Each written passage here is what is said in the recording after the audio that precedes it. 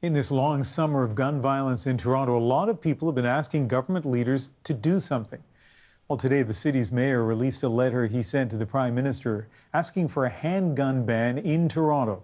But as Jacqueline Hansen tells us, that's raising some significant questions, including just how effective a citywide ban would be. A string of recent gun violence in Toronto has the mayor asking for a ban on possession and use of handguns in the city. He sent a letter to the Prime Minister asking for help.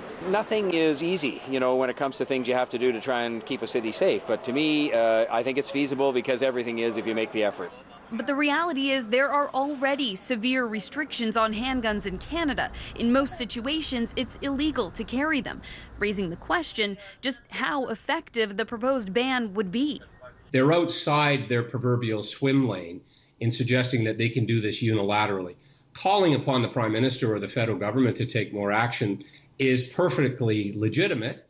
Former Justice Minister Peter MacKay says Tory's letter is more about optics than practicality and argues it's aimed at the wrong people. Banning firearms is only going to affect legitimate, law-abiding people. This professor who studies the impact of gun violence on communities and youth says gun control is part of a comprehensive solution, but it comes with challenges. You're never going to completely restrict the flow of firearms into the hands of criminals.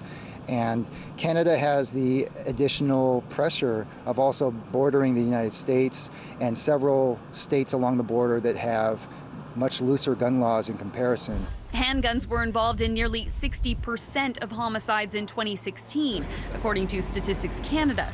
For this community advocate, numbers like that show the roots of the city's gun problems run deep.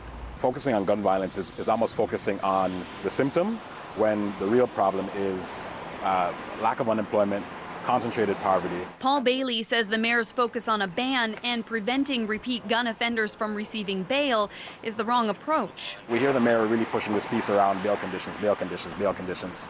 You're not going to police your way or lock your way up out of this issue. The Prime Minister didn't take any questions at an event in BC today or respond publicly to the mayor's letter, but his office said it is open to all options for keeping communities safe. Jacqueline Hansen, CBC News, Toronto.